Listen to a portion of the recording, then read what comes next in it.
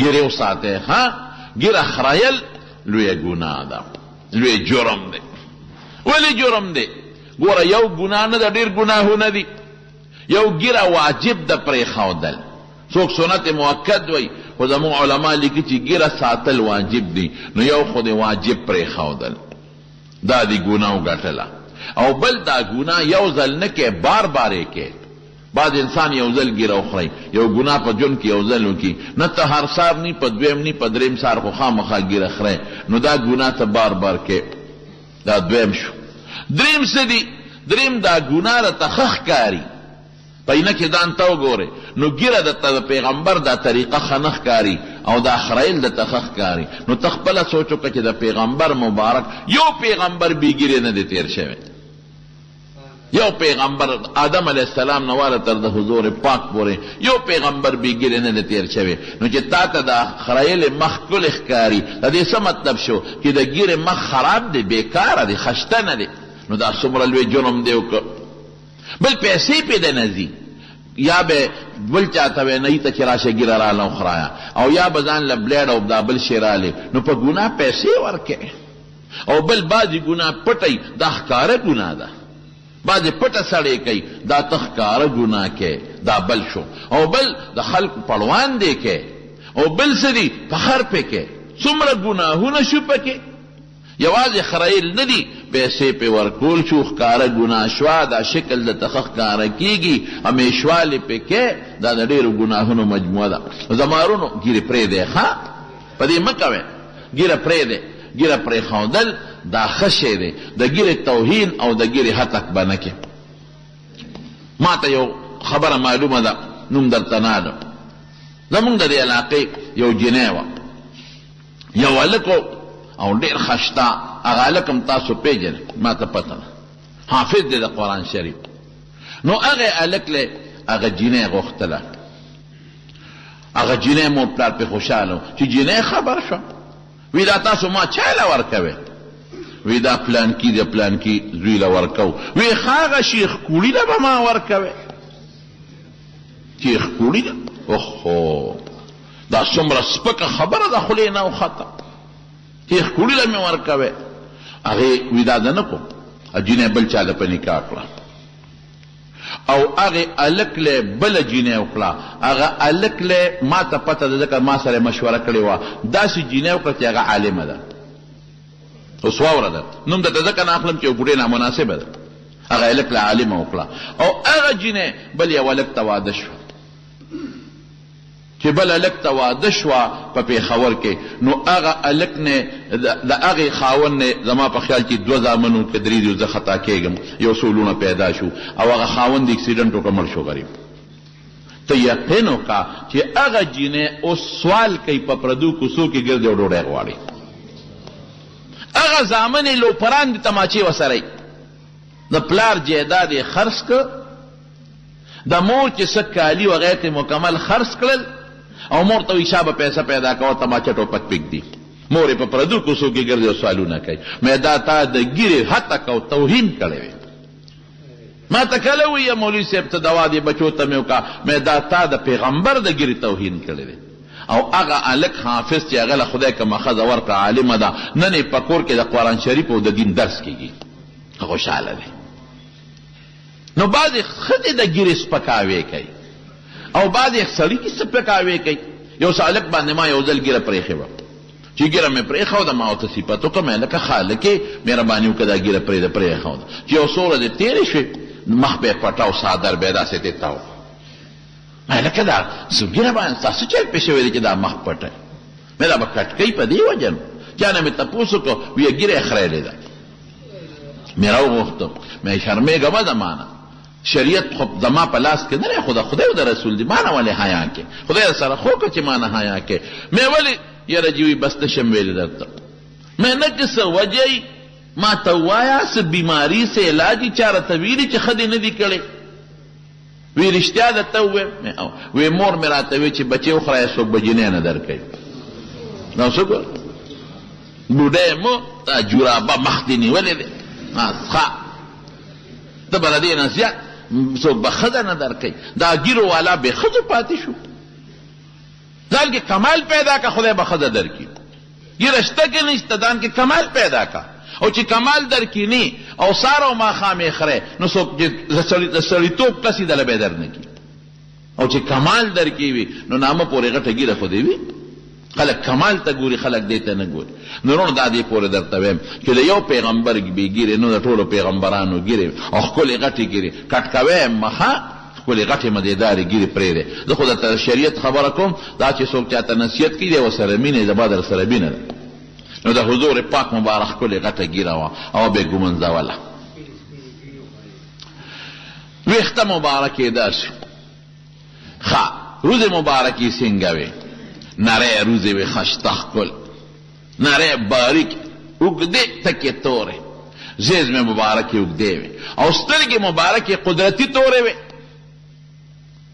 رانجه به یې پکې اچول چې د شپې به کله سملاستېده نو په یو سترګه کې به یې 3 سلیان د رنجو واچول او په بله سترګه کې به یې 3 سلیان د رنجو واچول ځان له مستقله رجلومه وه د نبي علیه السلام دپاره مستقله او د رنجو یې صفت هم کړی دی او په رنجو کې یو قسم رانجه دي اسمد ورته وایي داسې سربخن دي په مدینه منوره او مکه مکرمه کې میلاویږي دلته نه میلاویږي د هغې متعلق پیغمبر هم صفت کړی علیکم بالاسود وی اسمد رانجه په سترګو کې اچوي فانه یجلو البصر وی او ینبت الشعر وی دا د نظرم تیزی او د دې بڼو دا ویښته موږدی نو زیزمې مبارکې سترګې مبارکې قدرتي تورې وې او د سترګو دا سپینې ښه سپینو او دا تورې ښه تورو وی مونږ به دا ګمان کو چې حضور پاک رانجه اچولي دي شمایل د ترمذي کې راځي او رانجه به یې نه وچلې سترګې به قدرتي خشته او ښکلې به وې سترګې غټې مې ولګې او لږ اوږدوالی م پکې و او د سترګو باڼه د اوږدو دا باڼه د سترګو حفاظت کوي دا دفاع کوي د اوږدو پوزه مبارکه نه اوږده وه او نه غونډۍ وه ښکلې مقدار والا وه او مخ مبارک دا نه غونډۍ و چې ډېر غونډۍ مخ یې د بل ډوډۍ په شان هم ښه نه ښکاري او نه ډېر اوږد و مخ یې لږ اوږد و خو تدویر لږ غونډوالی پکې و او رنگ مبارک یې څنګه و رنگ مبارک یې نه تک سپینو نه تک سورو نه خړو د سپین او د سوروالی مجموعه وه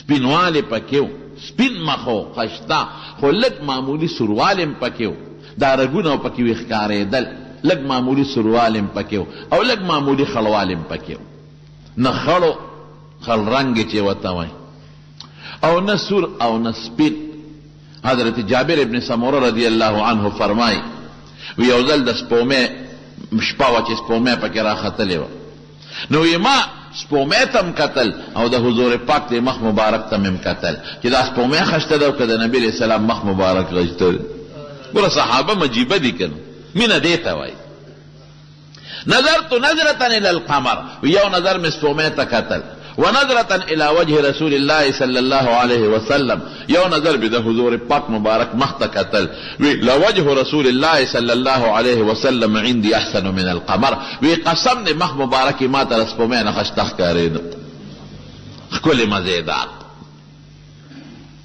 نو مخ مبارک یې ښایسته او اعلی کله به ترې رڼا م تله خو دا به معجزه وه معجزه همیشه ني کله کله لکه یو حدیث کې د عایشې صدیقې داسې م راځي ویښتن رانه روکه شوې وه وی د حضور پاک د مخ مبارک په رڼا مې را پیدا کړه خو دا به همیشه نه وه دا معجزه ده ولې ځکه بل ځای کې عایشې صدیقه په خپله فرمایي وی شپه وه تیاره وه وی نبي علیه السلام مبارک نو وی چې نو وی ما چې چېرته لاړ نو د هغې د کوټې کړکۍ جومات ته وه وی جومات ته ورپسې بار ووتم لاس مې تپو وی د حضور پاک په خپو مې لاس ولګېده لمست فقدت رسول الله صلى الله عليه وسلم ذات ليلة نو بیا مې طلب کو تپتپې مې کو چې کوم ځای کې دی نو فوجد يدي على رجليه وهما منصوبتان وهو ساجد وی لاس مې په خپو مبارک ولګېد وی پیغمبر هم په سجده او خپې یې ولاړې وې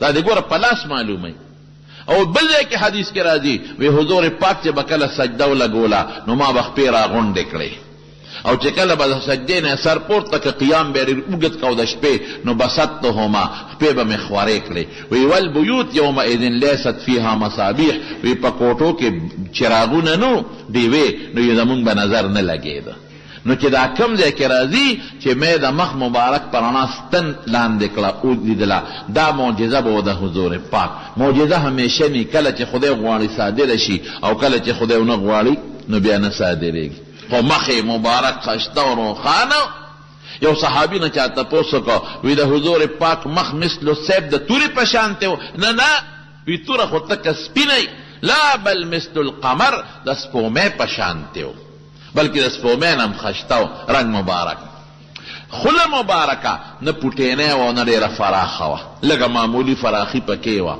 او غاښونه یې څنګه و الله اکبر یو صحابي وی چې کله به وخندل نو وی د خولې دا غاښونه به لکه د ګلې په شان ښکارېدل ګلې تکه سپینه لکه د ګلې په شان به غاښونه ښکارېدل او ډېر حفاظت به د غاښونو کو مونږ خلق د غاښونو حفاظت نه کو مسواک څوک نه مګي مسواک مګي رونو ښه مسواک ضروري شی د غاښونه ورسره صفا کېږي وری ورسره مضبوطېږي نو هغې به مسواک ډېر زیات مګه د بعضې خلک یې سړي سره مخامخ خبرې کوي ته به یې ګنې د ډېران نه د اواز راوځي ښه بوی د خولې نه خېږي دا ښه شی نه دی ښه د مسواک مګلی شي او سړی د مسواک مګي نو حضور پاک په مسواک ډېر مګه وی داسې غاښونه ښکاره شو لکه ګلې او تر وفاته پورې حضور پاک یو غاښ هم نه دی استی غاښونه تر وفاته پورې خشته ښکلې مزېدارو د احد په جهاد کې د مخامخ دا چې کوم دوه غاښونه دي دې پسې دا بل چې کوم درېیم غاښ دی د دې یو ډکره ماته شوې وه د احد په جنګ کې یو ډکره معمولي ماته شوې وه او باقي ټول غاښونه تر وفاته پورې سالم و خشته ښکلې